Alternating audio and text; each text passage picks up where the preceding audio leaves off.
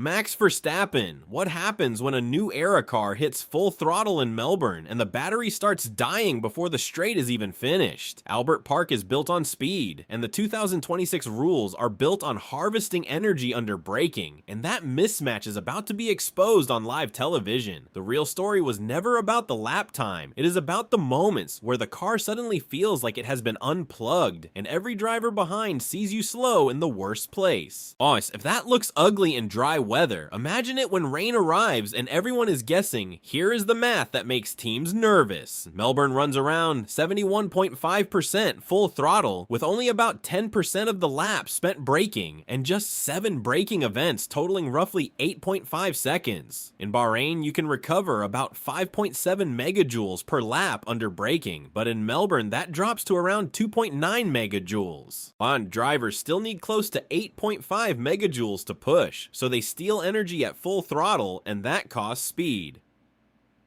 Oscar Piastri said in the simulator, "You run out very quickly if you refuse to do it," and that is where this story gets complicated. Teams call it super clipping, and the number matters. At peak harvest, they can route about 250 kilowatts from the V6 through the MGUK into the battery, which can leave roughly 135 brake horsepower driving the rear wheels. That is how you get visible drops of about 30 kilometers per hour through fast sections, even when the driver stays flat to keep the wings in low drag mode. Lift and coast can be worse because active aero flips to higher drag the moment you lift, so you lose speed twice. And while everyone argues about that, the GPS traces hint Mercedes did not show its real engine settings in testing. Max Verstappen looked at the simulator numbers and immediately saw the problem waiting in Melbourne. Albert Park is one of the fastest tracks on the calendar, yet the new cars arriving there depend heavily on recovering electrical energy under braking. That balance works on circuits with frequent heavy braking, but Melbourne barely offers any of that. The consequence comes fast, and it comes publicly. Drivers will be pushing flat out down a straight, then suddenly the car will feel slower even though the throttle is still pinned. That moment is where the real challenge of the 2026 rules begins.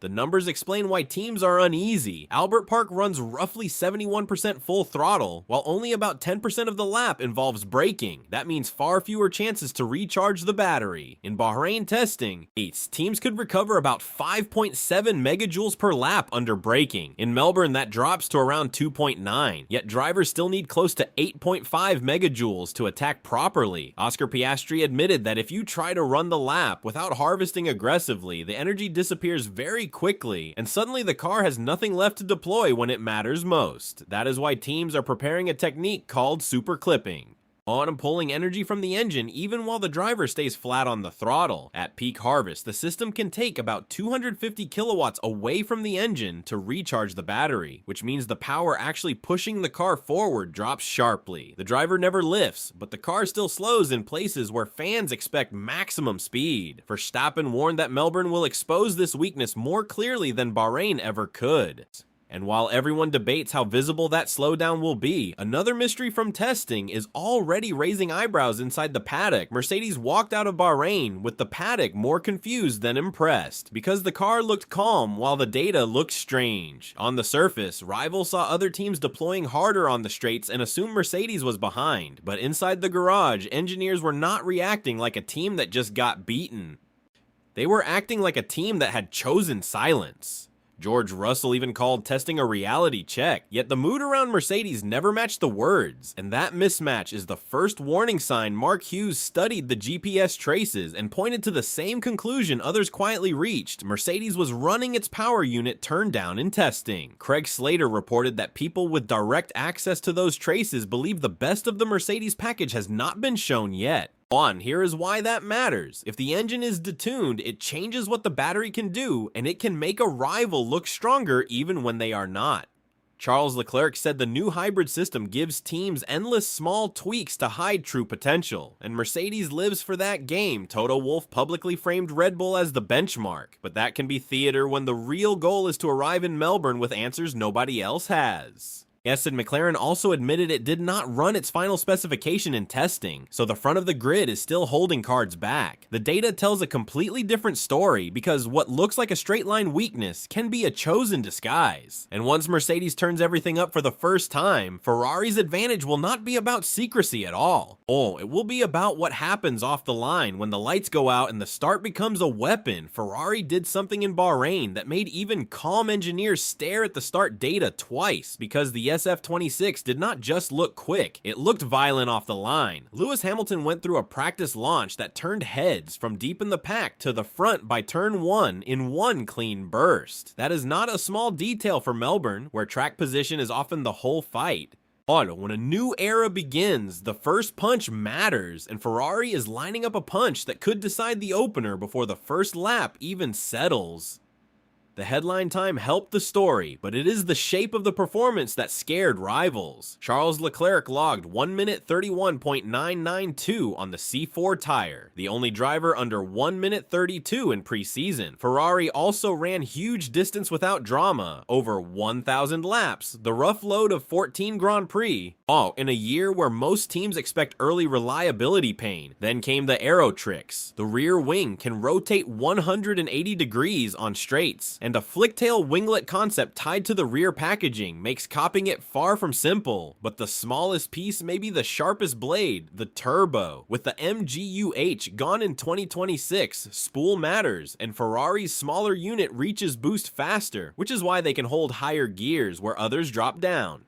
The FIA tried to soften the gap with a 5-second warning light before the start, and Andrea Stella raised safety worries about stalls, yet Fred Vasseur refused bigger changes and treated the advantage as fair game. And that is where the story turns from engineering to politics, because Mercedes found a loophole that forces every rival to fight the rulebook next. Mercedes triggered the biggest behind closed doors fight of testing, not with a lap time, but with a detail buried inside the engine rules. The 2026 limit set the compression ratio at 16:1, down from 18:1, and the check was meant to be simple, measure it cold at ambient temperature. But rival manufacturers became convinced Mercedes found a way to pass the cold test, then gain compression once the engine is fully hot. If that is true, it is free power. And it lasts long enough to shape the first stretch of the season. Rival engineers talked about an edge worth 10 to 30 brake horsepower, and Max Verstappen was reported to believe it sat closer to 20 to 30. Toto Wolff brushed it off as only a couple of horsepower, but the reaction told a different story. Ferrari, Audi, Red Bull powertrains, and Honda sent a joint letter pushing the FIA to close the loophole.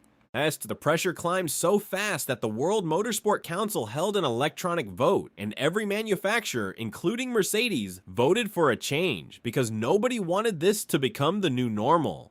The fix still leaves a window. From June 1st, 2026, compression must pass cold and hot checks, with the hot test done at 130 degrees Celsius, and from 2027, only the hot check applies. That sounds firm until you look at the calendar. Mercedes keeps its current advantage for the opening 7 rounds through the Canadian Grand Prix, and nobody can protest it away. And while teams are still angry about the paperwork, a far more immediate crisis hits Melbourne because the wet tire test was cancelled and the travel plan broke overnight. Ferrari, Mercedes, Red Bull, and McLaren were already reacting to a crisis before anyone rolled a wheel in Australia.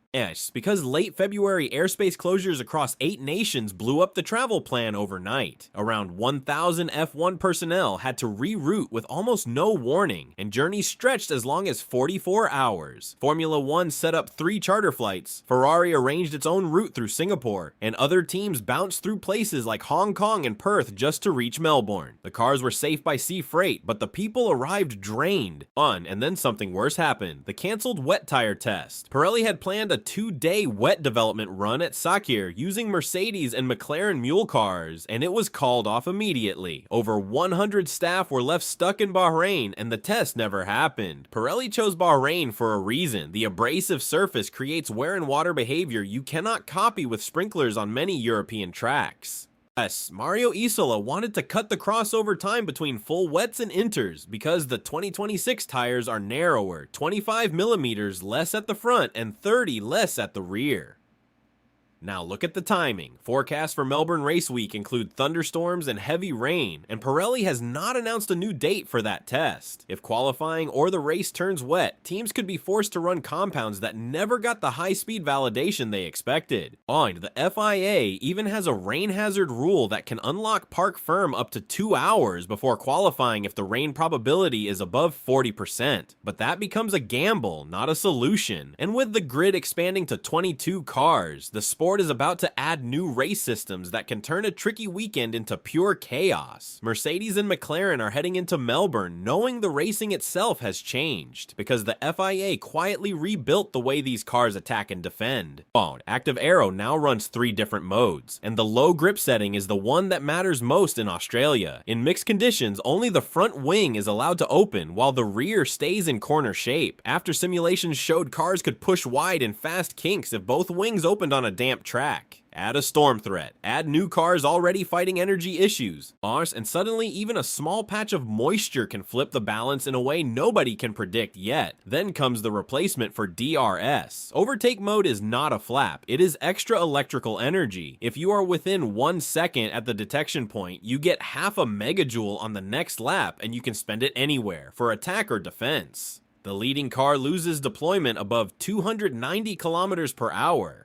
While the chasing car can keep full push up to 337. It only switches on 1 lap after a start or restart, so the timing becomes tactical. The result is simple. Moves can happen in places that never used to produce moves, and defenses can be planned, not improvised. The weekend format is also adjusted for the new era. Q3 is now 13 minutes instead of 12, and the break before it drops to 7 minutes. Because teams need cleaner energy cycles and the pit lane is about to get busier. The grid expands to 22 cars after Cadillac arrives as the 11th team, and that extra traffic changes everything about gaps and tire prep. But the biggest twist is still ahead, because one team is not just managing strategy or aero settings, they are trying to stop the car from hurting itself every time the engine comes alive. Aston Martin arrived at the new era with a problem that is not about pace. Plus, it is about survival, because Honda says the engine vibrations are damaging the battery system.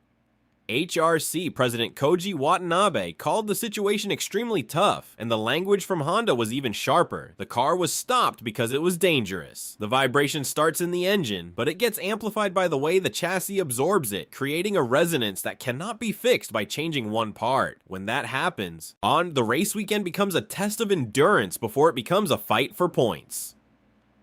Honda engineer Ikuo Takeshi explained that abnormal vibrations during testing cause damage to the battery pack, and the design choice makes it harder. Instead of one conventional flat battery layout, Honda split the battery and control electronics into 2 tiers inside the survival cell. In Bahrain, that pack was being shaken at its mounting points under heat and lateral load in ways their static work in Sakura never showed. Aston Martin completed only 334 laps, while McLaren cleared 817.